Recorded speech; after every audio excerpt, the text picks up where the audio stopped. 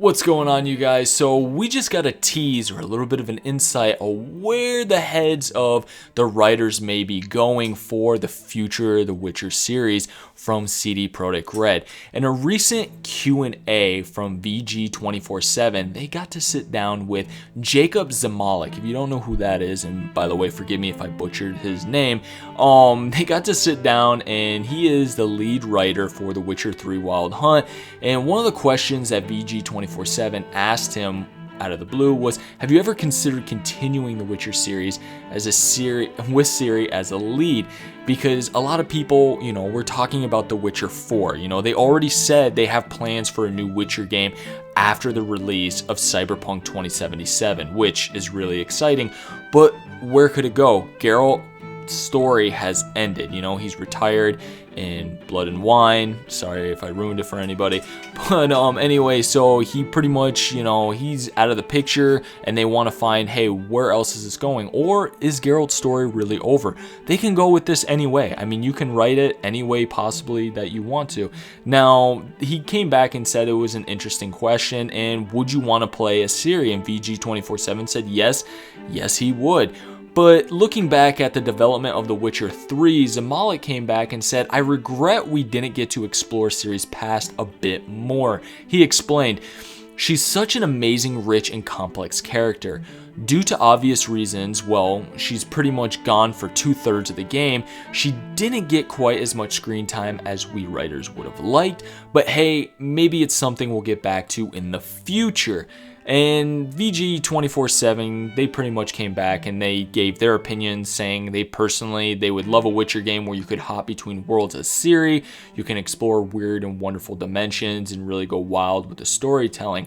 But the one thing that I honestly thought about was, I don't know if I would want to play as Ciri in the game, because she wasn't, I felt like, so developed. She seemed really hot-headed in The Witcher 3, and there's something about playing as Geralt, right? Like, there's always that danger lurking around him, even though he's a Witcher and he's gonna be this badass and he's trained and he's mutated to handle monsters and everything else. The thing about Ciri is she has this incredible power. She almost seems too OP in this Elder Blood. For me personally, I feel like playing as her, you're gonna start the game off OP as hell. Like, how do you dumb Ciri down and start her off when you already know how strong she is? And it feels like, I gotta build this character up. The thing about Geralt is, I felt like as you play him and you're building him up and you're exploring, he doesn't play like he knows everything. He can make mistakes. And even if you've read the books, that's exactly how it is too. You even see it in some of the Witcher shows. You know what I'm saying? Or the new Witcher show, I should say, that just came out. So that's what I loved about Geralt. There's a little bit of that, I should say, humanity, that flawedness in him. The thing about Ciri, yeah, she does have flaws, but I don't know if I would want to play as her as a lead character. I would love to see more in-depth, backstory on her. And yeah, I really wish they would have touched a little bit more in The Witcher 3. But honestly, if they do, The Witcher 4, which they're saying they want to, I just hope they don't make Ciri a lead. Me personally, I just don't know how I feel about it yet. I mean, I'm sure they can work around it and I could come to love it.